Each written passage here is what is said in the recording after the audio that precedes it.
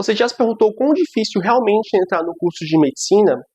Se essa conquista está concentrada em indivíduos apenas com condições socioeconomicamente mais favoráveis?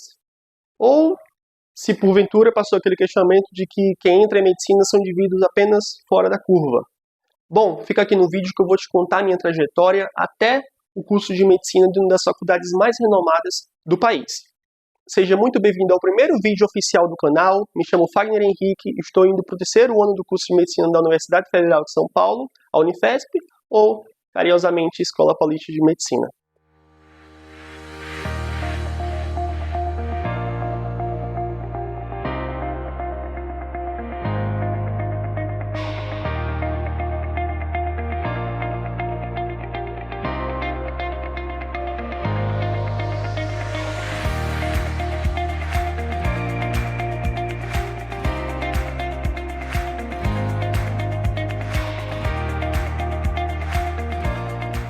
Eu estava percorrendo a minha história aí do vestibular, né, de medicina. Eu sempre gostei de ver os depoimentos e os vídeos dos aprovados, né, principalmente aqueles indivíduos que contavam sua história detalhadamente, explicando os percalços, todas as formas de superação que eles tiveram, né, e obviamente os desafios ao longo da preparação para o vestibular. Então, minha proposta aqui é contar justamente a minha trajetória, né, de forma detalhada, como eu realmente gostaria de ouvir na época que eu estava prestando o vestibular. Então se acomoda aí, porque tem bastante coisa.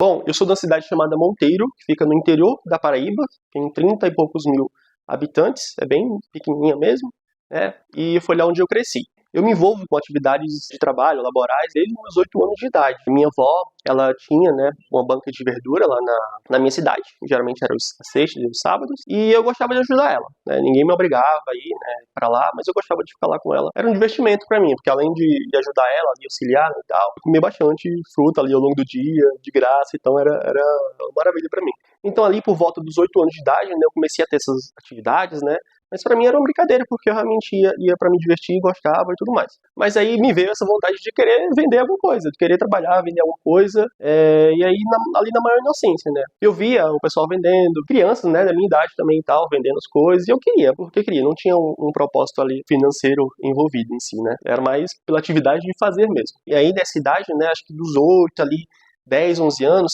eu ia com a minha avó na sexta-feira, geralmente à tarde, na quinta-feira à tarde. A gente ia lá para a vazante dela, que era o açude. Vários agricultores pela prefeitura, né, tinham esses locais para plantar coentro, plantar alface, plantar cebolinha, para que no dia seguinte, né, no sábado, ou na sexta ou no sábado, pudessem revender na feira. Então tinha uns que faziam entrega para outros feirantes e outros que vendiam suas próprias colheitas, né? E aí eu pedi para minha avó pra eu ter um canteiro só pra mim, de coentro, de alface, porque eu queria vender na feira, né? Eu comecei, dentro do comércio dela, eu abri uma concorrência pra ela ali, porque era meu, né? Ela me deu, claro, as sementes e tudo mais pra plantar, mas ali eu falei que era meu. Então ali eu comecei a vender no coentro e tudo mais, no meio da feira, eu gritava pro pessoal, oferecia e tal.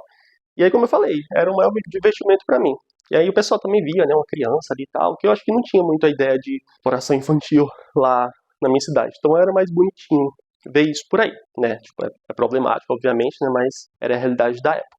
E aí, junto a isso, a minha mãe sempre deu aula de reforço em casa, né? Então dava aulas ali particulares em casa para alunos do ensino fundamental, de escola pública e tudo mais. E ela revendia balinha, picolé, pipoca, essas coisas para esses alunos, né? Eles iam para lá, ficavam ali a tarde inteira, geralmente, e então ela revendia isso aí já era uma renda extra pra gente. Lembro que isso me inspirou a querer ter a minha própria vendinha também, assim. Eu fui numa marcenaria que é do lado de casa, e pedi para eles fazerem era uma tabuazinha de compartimento que você colocaria, vou tentar colocar uma imagem aí, né, para vocês, colocaria balinha, picolé, ou picolé não, pirulito e tal, ia variando os confeitos ali, né, e você saía na rua vendendo. Mas eu não saía na rua vendendo, né, que eu era criança e tal, então eu levava pra feira, lá pra feira da minha avó, então eu abri outra concorrênciazinha lá perto dela, então tinha ali a minha bacinha, que eu guardava numa bacia, né, colocava os coentros, alface e tudo mais, e no outro lado da mesa dela eu tinha as minhas balinhas, que o pessoal vinha comprar, então às vezes tipo, o pessoal nem queria comprar, mas comprava pra me deixar feliz ali, né, porque eu realmente estava bem feliz, assim, enquanto eu vendia, então tinha um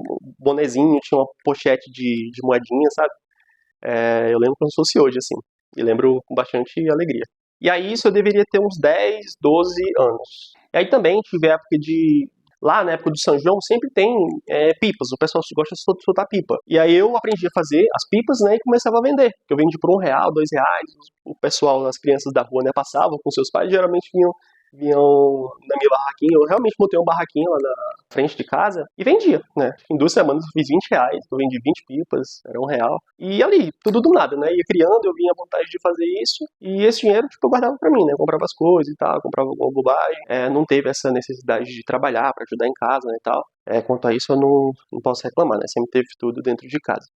E aí, mais tarde, eu comecei antes, né, eu brincava na rua e tudo mais, mas eu comecei a entrar no mundo tecnológico. Então, veio aquela vontade de ficar muito tempo, o dia inteiro jogando videogame, no computador, na lan house, e aí a gente realmente não tinha dinheiro pra tá curtindo essa minha ida, né, todos os dias pra lá. E aí veio, acho que um sentimento grande de ter uma autonomia financeira, né, ali foi nesse início, porque eu via que, pô, eu queria jogar ali videogame, que era baratinho na época, mas pra gente era muito dinheiro, né.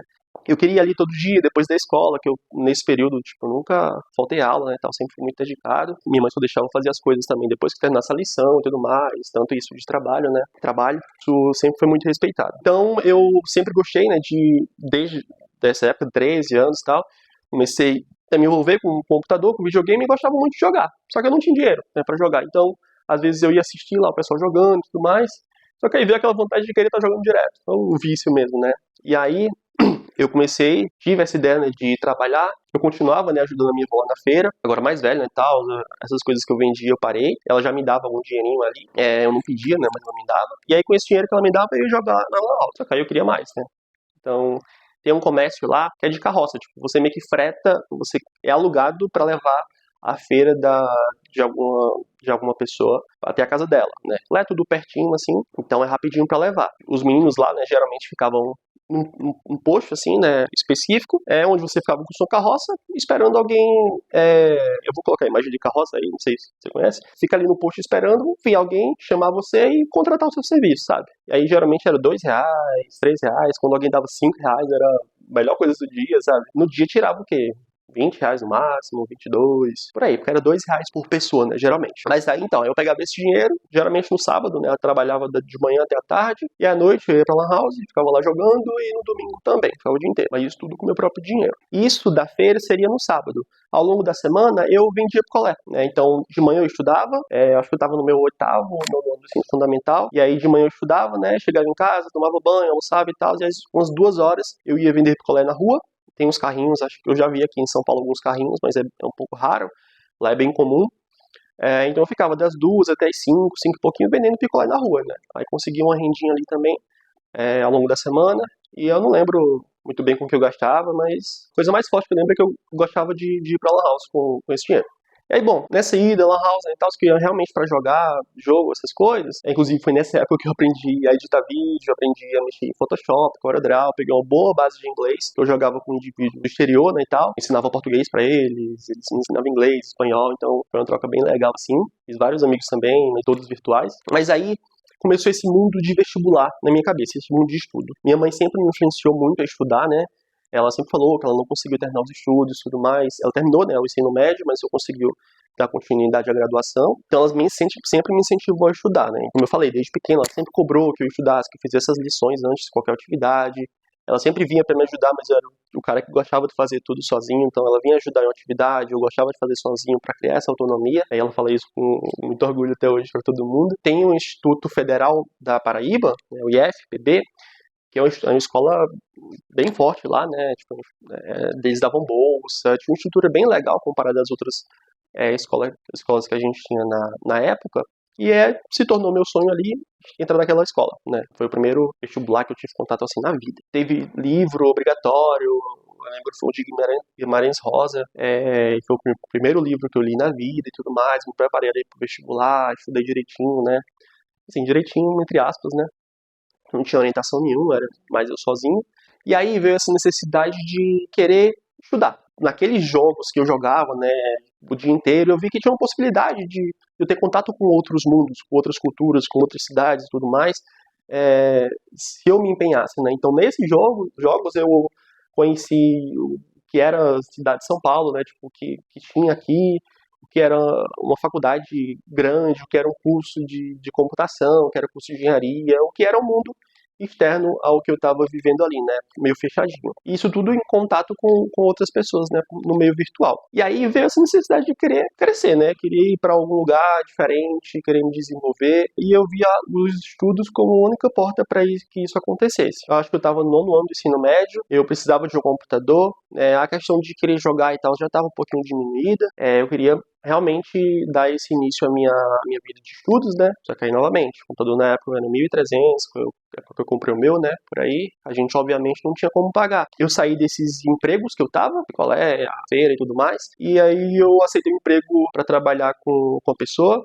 numa loja de móveis usados, sabe? Você compra móveis usados, dá uma reformada nele e tal, deixa bonitinho e revende pra alguém. Eu ficava lá, acho, da segunda, eu estudava de manhã, né, tava nesse caso, no meu ensino fundamental, 9º ano, estudava de manhã, e à tarde eu ia pra lá 1 hora e saía, acho que às 7 horas da noite. De segunda a sábado, o sábado era o dia inteiro, ou 7 da manhã até 6, 7 da noite, tinha ali uma pausinha pra almoço e tudo. Ganhava R$ 30 por semana, bem pouco assim, mas era o que eu tinha ali na época. Com isso, eu vi a chance de comprar o meu computador, né, parcelado, parcelei em 10 vezes e tal, eu lembro que foi 1.300. Minha mãe quis ajudar e tudo mais. Eu falei, não, eu quero comprar eu sozinho, né? Que eu vou ter essa renda aqui, eu vou conseguir pagar. Então eu comprei meu notebook, passei ele ali várias vezes, aí eu acho que eu paguei em 1 ano, né? Trabalhando naquele local. Mas eu dependi da internet do pessoal pra estar utilizando, porque em casa não tinha internet e a gente não podia pagar. Era 50, R$ 100 na época, eu acho. E aí então eu ia pra porta de algum vizinho, a noite inteira às vezes. Foi assim que eu fui sobrevivendo, né? Eu tinha o modem também, que eu comecei a utilizar, me ajudou bastante. E aí a questão de estudar mesmo, né? O primeiro contato com um vestibular em si, chegou no meu primeiro ano do ensino médio. Eu queria muito estudar no IFPB, que é o Instituto Federal de Ciência e Tecnologia da Paraíba. Primeiro vestibular que eu tive contato ali, né? Então tinha lista obrigatória, tinha as matérias para você estudar. Li o livro de Guimarães Rosa, foi o primeiro contato que eu tive com leitura completa, assim, né? E eu tava motivado a passar, né? Porque eles davam bolsa de estudos, então eu nem precisava trabalhar ali mais. Uma estrutura muito boa, né? Eu vi assim como uma das melhores oportunidades que eu poderia ter na vida ali naquela época. E aí tudo isso me motivou a querer estudar para esse vestibular. Só que aí veio a primeira reprovação da vida, fiz o vestibular, estudei e não passei. Eu vi vários amigos assim que passaram, que falaram que não tinham estudado, né, tal, eles passaram tranquilamente. E eu tinha feito ali uma trajetória de estudos, né, meio que não tão organizada, mas fiz. Aí veio aquele primeiro baque, aquela primeira comparação com o entorno, né, pô, fulano passou e falou que não estudou, eu estudei aqui, não deu, né. E aí veio aquele primeiro baque emocional associado essa carreira acadêmica. Eu lembro que na época eu escrevi até em um caderninho, que deve estar lá na Paraíba, que eu não joguei, né, minha mãe não deve ter jogado também. Eu escrevi, né, como foi ter aquele sentimento naquela época e tal. Então eu escrevi umas 3 páginas, assim, de um caderninho pequenininho, fazendo promessas pro futuro e tudo mais, né. Eu queria ter esse caderninho aqui hoje comigo. Prometi, né, depois desse baque, que eu queria me desenvolver mais ainda com as oportunidades que eu tinha de estudos. Acabei indo para a escola pública, novamente, né, onde eu fiz o meu primeiro ano do ensino médio, era apenas de manhã. No fim, ao longo desse primeiro ano, né, fiz amigos, me diverti e tal, estudava, não pensei tanto em Enem, vestibular. Comecei a pensar isso no fim do fim desse primeiro ano, que alguns professores começaram a falar sobre o Enem, né? Eu comecei a ter uma ideia do que era um Enem nesse fim do primeiro ano do ensino médio. Mas aí até então sabia que era Enem, que era uma prova, mas não sabia para quê, o que é que fazia, qual o sentido de fazer essa prova, né? Eu sabia que era uma prova que todo mundo fazia. Depois desse primeiro ano aí, eu decidi sair daquele emprego, né? Que eu queria ter um foco maior para os estudos. Minha mãe concordou, logicamente, né? Ela sempre apoiou minhas decisões, principalmente voltadas para o meio acadêmico. E aí procurei uma escola em tempo integral, que eu falei, pô, uma escola em tempo integral vai me ensinar mais coisa, então vou pra lá. E aí fiquei no meu segundo ano, terceiro ano, em escola em tempo integral. E aí lá, né, além das disciplinas normais, a gente tinha, você poderia fazer o curso de informática ou o curso de música. Eu fui fazer esse curso de informática, onde a gente aprendeu diversas coisas, né, inclusive lá eu fiz um curso de programação com um professor que ensinou pra gente, né, e tal. E aí começou aquela paixão ali pelo desenvolvimento de programas e tudo mais. E nessa época, né, o pessoal sempre me via com esse cara que estudava muito, gostava de estudar e tudo mais, era bem dedicado. E aí junto a isso eu via muita expectativa em prova, muita expectativa em qualquer coisa ali que eu fosse fazer. E começou ali um sentimento de cobrança interno, né? Externamente poderia até não ser, o pessoal realmente elogiava, mas aí eu sempre tive isso como uma certa cobrança para entregar algum resultado, mesmo ninguém esperando. E aí chegou no terceiro ano do ensino médio, beleza. A gente chegou aí à época do vestibular, do Enem, que aí eu comecei realmente a saber o que era o Enem, como era que funcionava, o que era que tinha de questão, o que era a prova. No meu segundo ano, no fim, né, em dezembro, eu fiz o Enem. Eu acho que eu tirei 514 de média, e eu achava que era uma média excelente, uma média ótima, né, e tal. E aí no meu terceiro ano eu descobri que não era. Olha quem chegou aqui para dar um oi pra vocês. Bom, no meu terceiro ano, né, eu comecei a entender o que era o vestibular, o que era Enem, e aí comecei a me dedicar. E na época eu usava o cursinho Descomplica, que era o mais baratinho que eu podia pagar, acho que minha mãe pagou pra mim. Bom, e ali estudava na escola, né, normalmente, tinha a rotina e tudo mais. Aos sábados à tarde, geralmente a gente fazia esse curso de programação, eu acho que começou no segundo ano mesmo. No terceiro ano, eu decidi sair desse curso de programação que eu fazia para focar justamente no vestibular. E aí começou essa minha guerra, né, em aprender jeito de estudar, formas de aprender, porque eu sempre tive dificuldade de enfiar o conteúdo na minha cabeça. Sempre tive, não sabia de onde isso vinha, e aí começava aqueles questionamentos de que eu era burro, não tinha capacidade e tudo mais. Desde cedo começou essa comparação com o outro, né? Falei, pô, fulano também estuda ali e tal, tem as mesmas condições que eu e tudo mais, está aqui do meu lado. E ele consegue sobressair melhor, consegue pegar o assunto mais fácil, e eu não, tenho um esforço muito envolvido para conseguir chegar a ter uma pequena base de conteúdo ali, e sempre era muito difícil me concentrar para adquirir os conteúdos. Mas aí eu falei, pô, beleza, essa é uma dificuldade que eu tenho, vamos continuar aqui. Chegou no fim do terceiro ano, muita gente pra sala, assim, né, então o pessoal veio com expectativa, porque eu falei que estava estudando pro Enem, o pessoal sabia que estava estudando, cada um já tinha meio que um destino do que queria fazer, tinha gente que não tinha, né, e eu falava, eu queria fazer uma faculdade de programação. Na minha cidade tinha o IFPB, e eles ofertavam o curso de Análise e Desenvolvimento de Sistemas, que é a ADS, que ele era um tecnólogo na área de computação, né, de programação. Eu falei, pô, quero ir pra lá. Depois, surgiu a ideia de eu fazer o curso de Ciência da Computação na UFCG, que é a Universidade Federal de Campina Grande, uma cidade que fica a umas 3 horas da minha, e eu decidi que queria ir pra lá. Só que aí, pô, é federal, né, um curso bem renomado lá, um dos cursos mais renomados ali de computação do Brasil. Na época eu não tinha dimensão disso, mas eu queria ir pra lá. E aí, estudei, fiz o Enem, né, e tudo mais, saí da prova, eu era muito bem, assim, em redação, né, comparado ao ambiente que eu estava e tal, era muito bem em redação, o pessoal sempre vinha pedir dica e tudo mais, estava bem confiante na época de tirar uma nota legal. E aí, esse é o resultado, eu fiz 571,66. Foi a maior nota da média, maior nota da sala, era uma sala com 40, 30 alunos, e aí o pessoal vinha dar parabéns, né, e tal, eu falei, pô, é nota legal, tudo mais, vai dar pra passar tranquilo e tal. E aí não deu. Não deu, eu coloquei lá no Sisu e tal, né? Porque eu fiquei pertinho de passar. Eu acho que rodou várias vezes a lista, acabou faltando uma pessoa pra eu ser chamado. E aí veio outro baque ali e tal, só que não veio tão forte, porque eu acho que no fundo eu sabia que a nota não ia ser tão suficiente pra passar. Estava disposto, né, a estudar ali mais um ano, minha mãe falou que eu não precisaria trabalhar nem nada. Então eu ia ali, né, comprar um cursinho online e estudar. Seguir a rotina ali. Só que aí nesse meio eu conheci um amigo que estava prestando para medicina, né, da mesma realidade que a minha e tudo mais. Ele me apresentou o cursinho presencial, que eu não sabia o que era o cursinho presencial, que ficava em Campina Grande, nessa cidade vizinha. E aí ele disse que se eu quisesse, ele me ajudaria a tentar conseguir uma bolsa, porque lá eles davam um desconto, né, de bolsa, dependendo da realidade da pessoa, e na época eu consegui 50%, teria que pagar uns R$ 280 ainda, fora moradia, despesa, que eu iria morar com esse amigo e com mais outros 3, ele estava dividindo o apartamento. Conversei tudo com ele sem contar nada pra ninguém, sabe, familiares. Conversei com ele direitinho, perguntei como ficaria as despesas, e aí cheguei em casa, conversei com a minha mãe, né, e ela falou, pô, a gente não tem condição, tudo mais, é muito caro, a renda que a gente tem aqui não dá. E aí eu fiquei meio balançado ali, né, e tal, mas eu nunca fui birrento, sabe? Eu sempre entendi a realidade que a gente tinha. Eu não era birrento, mas também não era conformado. Eu sempre tentava um jeito ali de fazer a coisa acontecer. Então, naquele dia, novamente lembro como se fosse hoje, eu sentei de noite ali, de madrugada, que eu não consegui dormir direito, tentando pensar em alguma forma de conseguir esse dinheiro. Eu peguei um caderno, igual esse aqui, e fui escrevendo o nome de pessoas que eu achava que poderiam me ajudar com algum dinheiro, alguma quantia. Fiz uma lista. Eu não dormi nesse dia, né, do dia pro outro. Acho que eu tinha 16, 17. Eu fiz essa lista, quando a minha mãe acordou, eu tava lá na mesa, sem dormir, ela acordou preocupada, né, perguntando o que aconteceu. Chamei ela num canto e a gente começou a conversar. Falei, olha, eu sei que a gente não tem condição de pagar o cursinho, não tem condição financeira de me bancar, né, mas eu queria tentar. Fiz essa lista com essas pessoas que eu acho que podem me ajudar.